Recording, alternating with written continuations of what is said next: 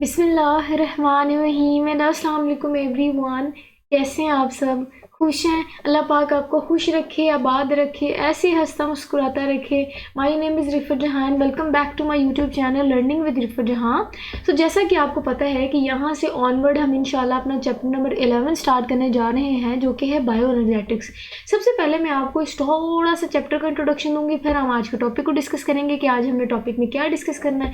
अगर मैं आपको इस चैप्टर का इंट्रोडक्शन दूँ तो सबसे पहले आप चैप्टर के नाम को समझें, वो है बायो एनर्जेटिक्स। बायो मतलब लिविंग ऑर्गेनिज्म, लाइफ, ठीक है। एनर्जेटिक्स का मतलब होता है एनर्जी कन्वर्जन्स। तो बेसिकली हम इस पूरे चैप्टर में ना एनर्जी कन्वर्जन्स डिस्कस करेंगे लिविंग ऑर्गेनिजम्स में।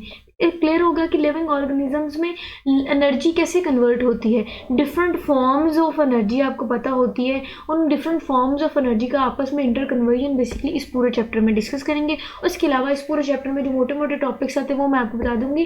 तो ये कि इस पूरे चैप्टर में हम बेसिकली फोटोसिंथेसिस को डिस्कस करेंगे, रेस्पिरेशन को डिटेल से डिस्कस करेंगे। उसके अलावा हम सेलुलर रेस्पिरेशन, फोटोसिंथेसिस की भी डिटेल, उसके अलावा डिफरेंट कार्बन डाइऑक्साइड का रोल, ऑक्सीजन का रोल, उसके बाद डार्क रिएक्शन, कैल्विन साइकिल, ये तमाम के तमाम जो टॉपिक्स हैं वो बेसिकली इनमें आ जाते हैं। तो हमने बेसिकली एनर्जी कन्वर्जन्स डिस्कस करनी है इस पूरे चैप्टर में। एनर्जी रिलेटेड हम लोग डिटेल डिस्कस करेंगे। अच्छा, इसके अलावा थोड़ी सी बातें ज़रूरी बताने वाली वो यहाँ ये है कि अगर मैं आपको इस चैप्टर का थोड़ा सा बताऊँ, वो ये कि चैप्टर थोड़ा सा कॉन्सेप्चुअल है, बट खुशी की बात यह है कि ये चैप्टर इजी है। इजी इन अ सेंस कि ये कॉन्सेप्चुअल तो है लेकिन आसान है। अगर आप इसको डे फर्स्ट से इनके बेसिक्स को समझेंगे तो आगे चीज़ें बहुत आसान हो जाएंगी। कहानी हो गई, बातें बहुत सारी हो गई। आते हैं अपने टॉपिक की तरफ। टॉपिक की बात करें तो बेसिकली आज हम क्योंकि इस चैप्टर को स्टार्ट करने जा रहे हैं, तो आज हम इस चैप्टर का थोड़ा सा इंट्रोडक्शन, इस चैप्टर का जो स्टार्ट है वो टॉपिक डिस्कस करेंगे, जिसमें बेसिकली हम लोग इंट्रोडक्शन ऑफ बायोएनर्जेटिक्स डिस्कस करेंगे। मूव ऑन करते हैं फर्दर, वहाँ से आज के टॉपिक की स्लाइड देखते हैं और आज का टॉपिक स्टार्ट करते हैं। ठीक है, ये मेन स्लाइड है जहाँ से हमारा टॉपिक स्टार्ट होता है। हमने बेसिकली इस पूरे टॉपिक में हम जो आज के लेक्चर डिस्कस करेंगे उसमें हमने इंट्रोडक्शन डिस्कस करना है कि बायोएनर्जेटिक्स है क्या, एनर्जी क्या होती है, लिविंग ऑर्गेनिजम्स में क्या क्या रिएक्शन हो रहे होते हैं। तो थोड़ी सी बेसिक्स डिस्कस करनी है। स्टार्ट वाले टॉपिक्स बहुत ज़रूरी हैं। जब आप स्टार्ट वाले टॉपिक्स में बेसिक्स को समझेंगे तो आगे चीज़ें बहुत आसान हो जाएंगी। अच्छा जी, सबसे पहले बायोएनर्जेटिक्स की डेफिनेशन मैंने अभी आपको पीछे भी बता दिया कि बायोएनर्जेटिक्स की अगर हम वर्ड की बात करें, बायो मीन लिविंग ऑर्गेनिज्म, और एनर्जेटिक्स का मतलब होता है कि एनर्जी कन्वर्जन या एनर्जी ट्रांसफॉर्मेशन। इसकी प्रॉपर डेफिनेशन की बात करें तो कहते हैं कि bio energetics is the quantitative study of energy relationship. Basically हमारी बॉडी के अंदर, हमारे सेल्स के अंदर होने वाले डिफरेंट रिएक्शंस जिसके रिजल्टेंट में हमें एनर्जी मिलती है, जिसकी वजह से हम अपने डेली लाइफ एक्टिविटीज़ को परफॉर्म कर रहे होते हैं, वो बेसिकली एनर्जी रिलेशनशिप्स होते हैं। ठीक है, हम देखेंगे कि हमारी बॉडी में एनर्जी कैसे बन रही होती है, फूड की ब्रेकडाउन कैसे हो रही होती है, वो एनर्जी एटीपी की फॉर्म में हम यूटिलाइज कैसे कर रहे होते हैं, तमाम की तमाम डिटेल। तो बेसिकली एनर्जी रिलेशनशिप इसमें आ जाता है इस टर्म में। और अगर हम बात करें इसमें बेसिकली एनर्जी कन्वर्जन आ जाता है। एनर्जी कन्वर्जन में मैं आपको एक एग्जांपल दे दूं, वो ये कि आपको पता है कि फोटोसिंथेसिस के प्रोसेस में सोलर एनर्जी जो है वो केमिकल एनर्जी में कन्वर्ट होती है। इसके रिजल्ट में कार्बोहाइड्रेट या ग्लूकोज हम लोग ले रहे होते हैं। तो एनर्जी कन्वर्जन की समझ आ गई। ये तमाम के तमाम एनर्जी रिलेशनशिप या एनर्जी कन्वर्जन लिविंग ऑर्गेनिजम्स की बॉडी में या बायोलॉजिकल सिस्टम्स में डील करने वाली जो ब्रांच है बायोलॉजी की, उसको हम बायो एनर्जेटिक्स कहते हैं। उसके बाद नेक्स्ट पॉइंट है कि अगर हम लिविंग ऑर्गेनिज्म की बात करें तो उनको फ्री एनर्जी की ज़रूरत होती है। अब एनर्जी की ज़रूरत क्यों होती है? आपको पता है कि एनर्जी की ज़रूरत होती है डिफरेंट लाइफ एक्टिविटीज़ को परफॉर्म करने के लिए, ज़िंदा रहने के लिए। तो यहाँ ये लिखा है कि लिविंग ऑर्गेनिज्म को एनर्जी की ज़रूरत होती है ताकि वो अलाइव रह सकें, ज़िंदा रह सकें। डिफरेंट लाइफ एक्टिविटीज़ या फंक्शनिंग के लिए ये एनर्जी बहुत ज़रूरी है। उसके बाद कहते हैं कि अगर हम एनर्जी की बात करें तो एनर्जी जो है वो ज़रूरत होती है लिविंग ऑर्गेनिजम्स को ताकि वो परफॉर्म कर सकें अपनी तमाम लाइफ एक्टिविटीज़। तो जो फूड है वो एनर्जी सोर्स है। तो आपको पता है कि खुराक कितनी ज़रूरी है आपके लिए। जब आप फूड नहीं लेंगे, आपकी बॉडी में एनर्जी नहीं आएगी तो आप ज़िंदा नहीं रह सकते। तो यहाँ से आप इंपॉर्टेंस देख लें एनर्जी का। लिविंग ऑर्गेनिज्म वर्किंग मशीन है। और अगर हम एनर्जी की बात करें तो basically ability to do work, कोई भी वर्क करने के लिए जो एबिलिटी है उसको एनर्जी कहते हैं। और लिविंग ऑर्गेनिज्म जो है वो बेसिकली वर्किंग मशीन है। अब मैं आपको बेसिकली इनके यूजेस बता रही हूँ। यूजेस ये हैं कि आपको पता है कि लिविंग ऑर्गेनिज्म जो है उनकी ग्रोथ के लिए, उनकी डेवलपमेंट के लिए एनर्जी बहुत इंपॉर्टेंट होती है। रेस्पिरेशन के लिए एनर्जी बहुत ज़रूरी होती है। Synthesis of different substances, different body में जो सब्सटेंसेस हैं उनकी फॉर्मेशन के लिए एनर्जी बहुत ज़रूरी होती है। फिर डिफरेंट आपको पता है फंक्शनिंग के लिए बहुत इंपॉर्टेंट है। कौन सा फंक्शन, जैसे कि पाइनोसाइटोसिस हो गया, ठीक है, वाटर का सेल के अंदर बाहर आना, फेगोसाइटोसिस हो गया कि हार्ड पार्ट का सॉलिड पार्ट का इनगल्फ हो जाना, उसके बाद एक्सोसाइटोसिस सेल के बाहर जो है वो चीज़ों की मूवमेंट। तो ये जो सारे के सारे प्रोसेसेस हो रहे हैं इनमें एनर्जी की यूटिलाइजेशन हो रही होती है। उसके बाद आपको पता है कि energy transmission of nerve impulse, ठीक है। उसके बाद आपको पता है मसल कंट्रैक्शन, आपको मूवमेंट करना, उठना, चलना फिरना, भागना दौड़ना, इसमें भी आपको एनर्जी की ज़रूरत होती है। तो मसल कंट्रैक्शन में भी एनर्जी की ज़रूरत हो रही होती है। तो लाइफ एक्टिविटीज़ में एनर्जी का रोल समझ आ गया। नेक्स्ट हम मूव ऑन करते हैं और नेक्स्ट हम कुछ देखते हैं स्लाइड में डिटेल। वो ये कि अगर हम अर्थ की बात करें तो आपको पता है कि अर्थ पर जो सोलर एनर्जी है ना वो बेसिक एनर्जी माना जाता है। बेसिक एनर्जी इसलिए माना जाता है क्योंकि आपको पता है कि सबसे बेसिक एनर्जी सोर्स जो है ना वो सोलर एनर्जी है। क्योंकि प्लांट्स जो हैं जिनको प्रोड्यूसर माना जाता है वो इस सूरज की रोशनी को सबसे पहले यूटिलाइज करते हैं। उनकी बॉडी में फोटोसिंथेसिस का प्रोसेस हो रहा होता है। फोटोसिंथेसिस के प्रोसेस से फिर उनकी बॉडी में ग्लूकोज बन रहा होता है और ग्लूकोज बनने के बाद वो डिफरेंट लिविंग ऑर्गेनिज्म उन पर फीड कर रहे होते हैं और अपनी एनर्जी रिक्वायरमेंट को पूरा कर रहे होते हैं। तो यहाँ ये माना जाता है कि सोलर एनर्जी जो है बेसिक एनर्जी सोर्स है। उसके बाद कहते हैं कि अगर हम लिविंग ऑर्गेनिज्म की बात करें तो तमाम के तमाम लिविंग ऑर्गेनिज्म जो है वो डायरेक्ट सनलाइट को नहीं यूटिलाइज कर रहे होते अपने मेटाबॉलिज्म के लिए। मेटाबॉलिज्म है बेसिकली लाइफ एक्टिविटीज़ को परफॉर्म करने के लिए। तो कुछ ऑर्गेनिज्म कहते हैं ऑर्गेनिज्म में से मोस्टली ऑर्गेनिज्म डायरेक्ट यूटिलाइज कर रहे होते हैं, कुछ जो है इनडायरेक्टली डिपेंड कर रहे होते हैं, लेकिन कर वो इनडायरेक्टली सोलर एनर्जी पे ही डिपेंड कर रहे होते हैं। उसके बाद कहते हैं कि अगर हम बात करें केमिकल एनर्जी की तो all can use chemical energy in food such as sugar. अब आपको पता है केमिकल एनर्जी की बात की और साथ ही उन्होंने शुगर का लफ्ज़ लिखा हुआ है। यहाँ मैं आपको बताऊँ तो कहते हैं कि जो फोटोसिंथेसिस है ये बेसिकली सोलर एनर्जी की कन्वर्जन होती है केमिकल एनर्जी में।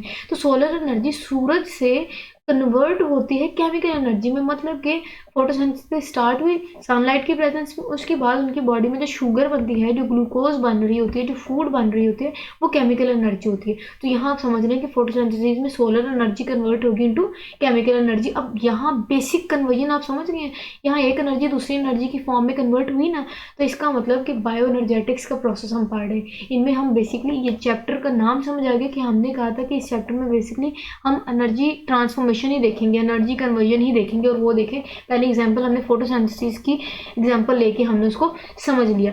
उसके बाद कहते हैं कि अब मैं अगर आपको यहाँ अगर जिक्र हो ही गया है एनर्जी फॉर्म्स की तो अब मैं आपको थोड़ी सी इनकी डिफरेंट एनर्जी फॉर्म्स बता दूँ। वो ये कि आपको पता है लाइट एनर्जी होती है, ठीक है, केमिकल एनर्जी आपने सुना होगा, हीट एनर्जी होती है, इलेक्ट्रिकल एनर्जी होती है, मैकेनिकल एनर्जी होती है, साउंड एनर्जी होती है, इसी तरह सोलर एनर्जी, केमिकल एनर्जी, ठीक है। तो काफ़ी सारी एनर्जी की फॉर्म्स होती हैं। एनर्जी समझ लिया, लिविंग ऑर्गेनिज्म समझ लिया, एनर्जी की सोर्सेज समझ लिया। आज की लेक्चर वीडियो में अभी तक हमने यूजेस ऑफ एनर्जी भी डिटेल से डिस्कस कर लिया। अब हम आगे प्रोसीड करते हैं। तो कहते हैं कि प्लांट्स की बात करें तो इनके पास क्लोरोप्लास्ट का स्ट्रक्चर मौजूद होता है। अब ये जो क्लोरोप्लास्ट है ये बेसिकली ऐसा स्ट्रक्चर है जो सूरज की रोशनी को कैप्चर करता है, जो सनलाइट को कैप्चर करता है, ये कैप्चर करता है। अब इसमें बेसिकली क्लोरोप्लास्ट में क्लोरोफिल मौजूद होता है और वो क्लोरोफिल जो है ये एबिलिटी रखता है कि वो सोलर एनर्जी को कन्वर्ट कर दे इनटू केमिकल एनर्जी। अब यहाँ तो हमने मोटी मोटी बात की थी ना कि सोलर एनर्जी कन्वर्ट होती है इनटू केमिकल एनर्जी। अब हो कैसे रही होती है, कन्वर्ट कर कौन रहा है? वो हमने कहा कि प्लांट्स में स्पेसिफिक स्ट्रक्चर होता है क्लोरोप्लास्ट। इस क्लोरोप्लास्ट के अंदर क्लोरोफिल मौजूद होता है और वो क्लोरोफिल एबिलिटी रखता है इस कन्वर्जन की, इस ट्रांसफॉर्मेशन की, ठीक है। अब कन्वर्ट होता है उसके बाद कहते हैं कि ये अपनी बॉडी के अंदर ग्लूकोज को, ये शुगर को स्टोर कर लेती हैं, ठीक है। स्टोर करने के बाद ये फिर उस शुगर को कन्वर्ट कर देती है इनटू ऑर्गेनिक मॉलिक्यूल्स।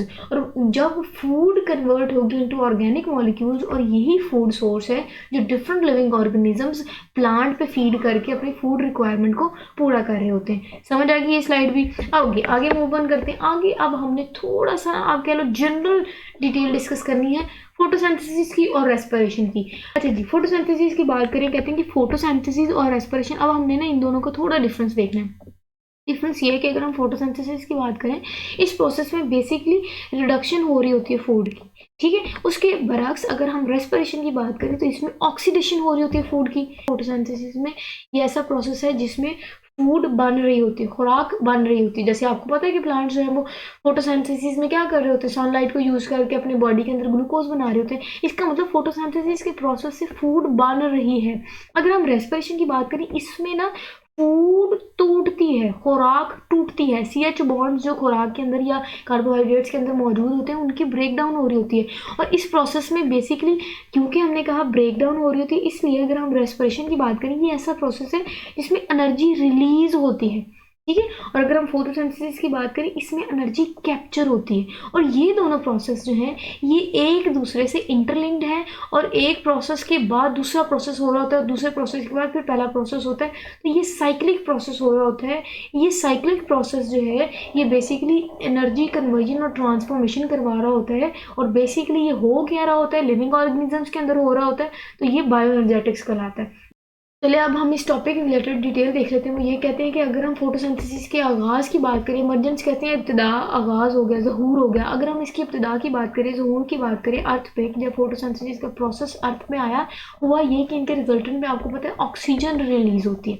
अब आपको पता है फोटोसिंथेसिस जो है वो डे टाइम में हो रही होती है, तो फोटोसिंथेसिस का प्रोसेस के रिजल्टेंट में अब हो क्या रहा है, ऑक्सीजन रिलीज हो रही है। अब कहते हैं कि ये जब ज़हूर हुआ, जब इब्तिदा हुई फोटोसिंथेसिस की, उसके रिजल्टेंट में आपको पता है कि रिलीज होने वाली ऑक्सीजन जो है इसने ना आहिस्ता आहिस्ता आहिस्ता अक्यूमुलेट होना शुरू कर दिया माहौल में, एनवायरनमेंट में, एटमॉस्फेयर में।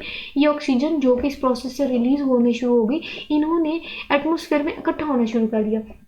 अब माना ये जाता है कि क्योंकि इसके प्रोसेस से ऑक्सीजन रिलीज हुआ, अक्यूमुलेट हुआ, अब यहाँ से फोटोसिंथेसिस ने नेक्स्ट प्रोसेस को ओरिजिनेट किया। तो जो इस प्रोसेस का बाय प्रोडक्ट है जो कि ऑक्सीजन है, वो इस प्रोसेस को स्टार्ट करने के लिए बहुत ज़रूरी है। ठीक हो गया। इस अक्यूमुलेटेड फॉर्म ऑफ ऑक्सीजन ने पॉसिबल कर दिया अर्थ पे एवोल्यूशन ऑफ रेस्पिरेशन को। क्लियर हो गया। इसलिए हम कहते हैं कि ये दोनों प्रोसेस आपस में इंटरलिंक्ड हैं, ठीक है। एक की वजह से दूसरा प्रोसेस स्टार्ट हुआ, ठीक हो गया। उसके बाद अब हमने ना रेस्पिरेशन की थोड़ी डिटेल देखनी है। अभी मैंने आपको इंट्रोडक्शन में तो काफ़ी आसान कर दिया रेस्पिरेशन को, लेकिन अगर हम रेस्पिरेशन की थोड़ी डिटेल की बात करें, बेसिकली रेस्पिरेशन में कार्बोहाइड्रेट्स के मॉलिक्यूल मतलब CH बॉन्ड टूटते हैं, जिसके रिजल्ट में एनर्जी बनती है। और वो जो एनर्जी है जो सेल यूटिलाइज कर रहा होता है, वो ATP की फॉर्म में यूटिलाइज कर रहा होता है, ठीक है। खुराक जो है वो एनर्जी सोर्स तो है, लेकिन वो इनडायरेक्ट एनर्जी सोर्स है। बेसिकली जो सेल्स है ना, उनको ATP चाहिए होती है। ATP ही ऐसी एनर्जी करेंसी है जो वो यूटिलाइज करके अपनी लाइफ एक्टिविटीज़ को परफॉर्म कर रहे होते हैं। नेक्स्ट अब हमने ATP को एक्सप्लेन करना है कि ATP है क्या। ये जो अभी हमने कहा कि एनर्जी करेंसी है डिफरेंट लाइफ एक्टिविटीज़ को परफॉर्म करने के लिए, है क्या, इसकी हम डिटेल देखते हैं। बेसिकली कहते हैं कि अगर हम ATP की बात करें, ये एक ऐसा केमिकल लिंक है दो प्रोसेस के दरमियान, कैटाबोलिज्म और एनाबोलिज्म के दरमियान। ये बेसिकली एक लिंक है।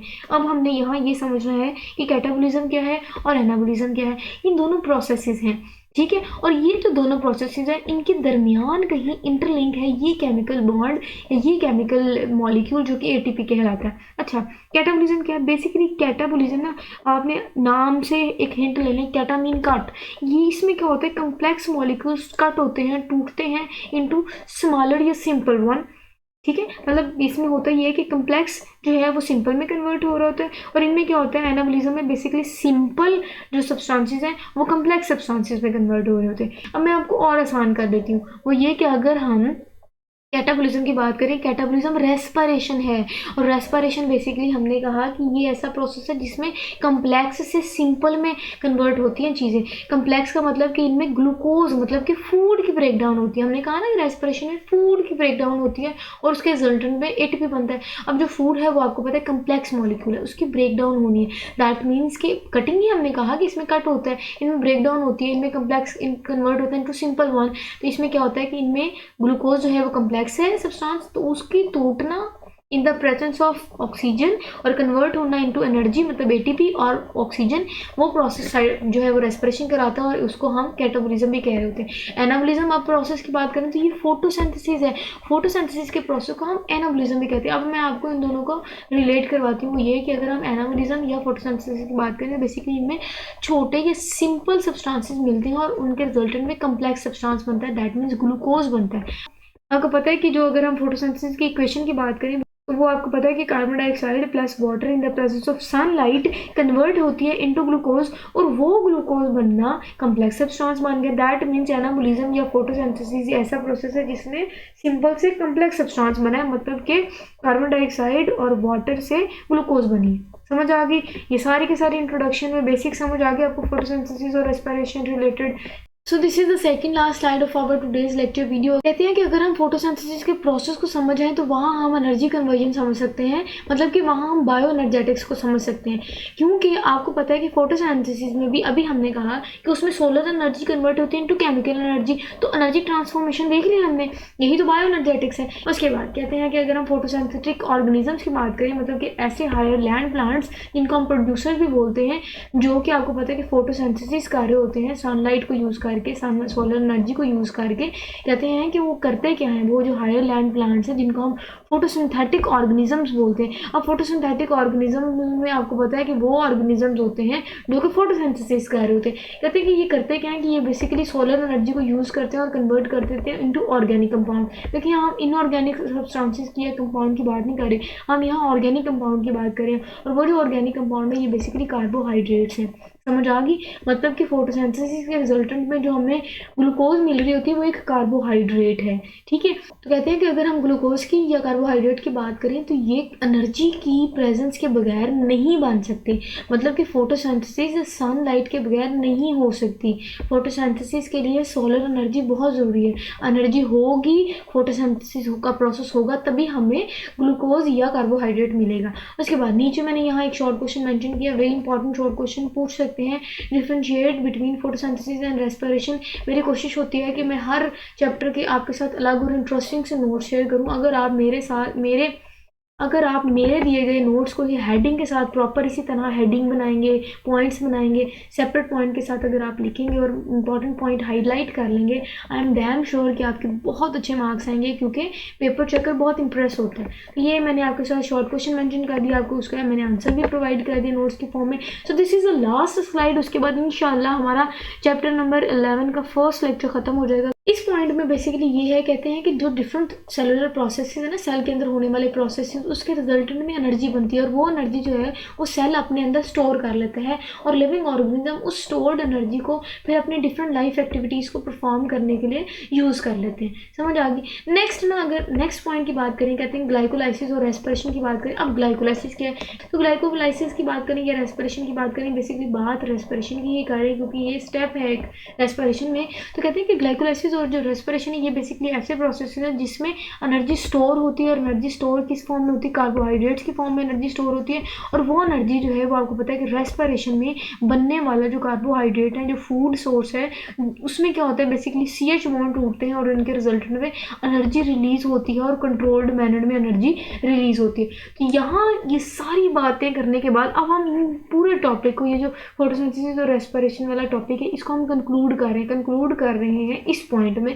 वो ये कंक्लूजन है कि अगर हम फोटोसिंथेसिस की बात करें तो ये एनर्जी कैप्चरिंग प्रोसेस है। सनलाइट कैप्चर की कहाँ किसने की, प्लांट में, स्पेसिफिकली क्लोरोप्लास्ट में, उसके अंदर मौजूद क्लोरोफिल, उसने उस सोलर एनर्जी को कन्वर्ट कर दिया into chemical energy.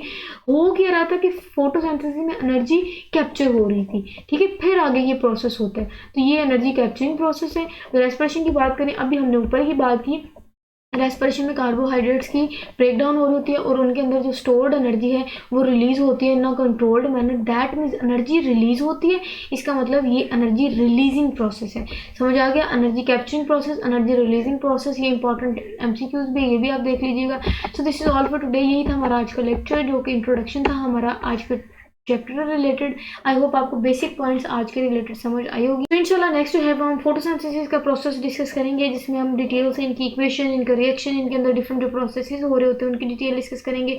Solar energy कैसे केमिकल एनर्जी में कन्वर्ट होती है, उनके अंदर होने वाले डिफरेंट प्रोसेसेस को डिटेल से डिस्कस करेंगे। स्टे कनेक्टेड, इंशाल्लाह आई होप आपको आगे भी बहुत अच्छे से समझ आएगी। सो स्टे कनेक्टेड एंड अल्लाह हाफिज़।